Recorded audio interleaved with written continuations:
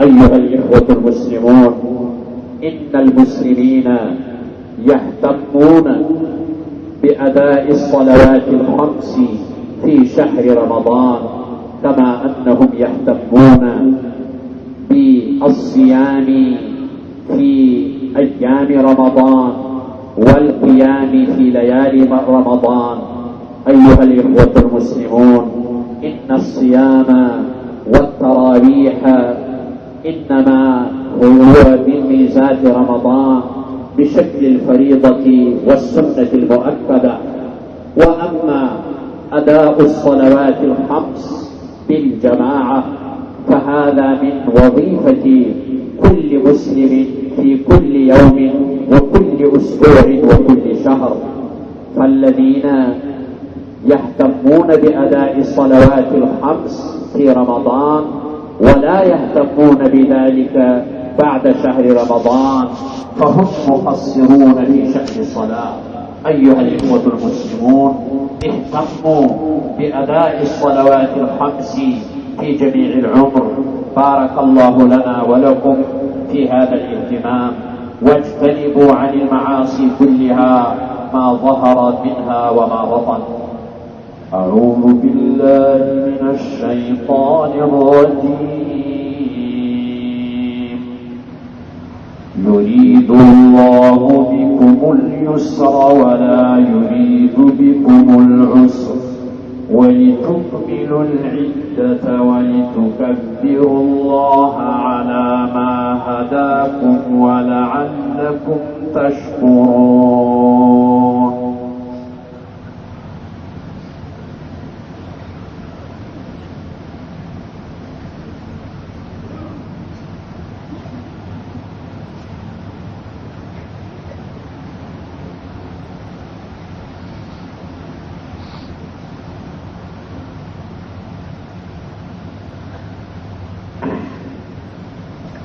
الله أكبر الله أكبر الله أكبر الله أكبر الله أكبر الله أكبر الله أكبر. الحمد لله الحمد لله نحمده ونستعينه ونستغفره ونؤمن به ونتوكل عليه ونعوذ بالله من شرور أنفسنا ومن سيئات أعمالنا. من يهده الله فلا مضل له ومن يضلله فلا هادي له، ونشهد أن لا إله إلا الله وحده لا شريك له، ونشهد أن سيدنا ونبينا محمدا عبده ورسوله صلى الله تعالى عليه وعلى آله وصحبه وسلم تسليما كثيرا. أما بعد، فأيها الإخوة المسلمون، اتقوا الله عز وجل واعلموا أن الله عز وجل قد أمرنا بأمر بدأ فيه بنفسه وثناه بملائكة قدسه فقال: إن الله وملائكته يصلون على النبي يا أيها الذين آمنوا صلوا عليه وسلموا تسليما. اللهم صل وسلم على سيدنا ونبينا محمد عبدك ورسولك، وصل على المؤمنين والمؤمنات والمسلمين والمسلمات. اللهم بارك على سيدنا محمد وأزواجه وذريته. قال النبي صلى الله تعالى عليه وسلم: أرحم أمتي بأمتي أبو بكر، وأشدهم في أمر الله عمر، وأصدقهم حياء عثمان، وأقضاهم علي، رضي الله تعالى عنهم وعن كل الصحابة وعن أهل بيت الرسول وعن من تبعهم بإحسان إلى يوم الدين. اللهم اغفر لنا ولإخواننا الذين سبقونا بالإيمان، ولا تجعل في قلوبنا غلا للذين آمنوا، ربنا إنك رؤوف رحيم.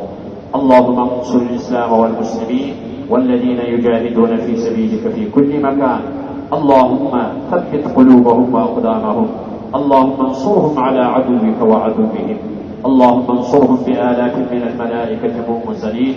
اللهم من تعلم منهم أنهم يجاهدون بأموالهم وأنفسهم في سبيلك ويجتهدون لإعلاء كلمتك، اللهم انصرهم كما نصرت المسلمين يوم الأحزاب ويوم البدر.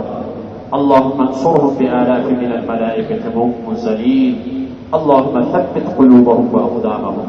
اللهم دبر أعداءنا وأعداء الدين الذين يخربون بيوت المسلمين وأوطانهم وديارهم، ويجتهدون في نشر الفساد في مجتمع المسلمين.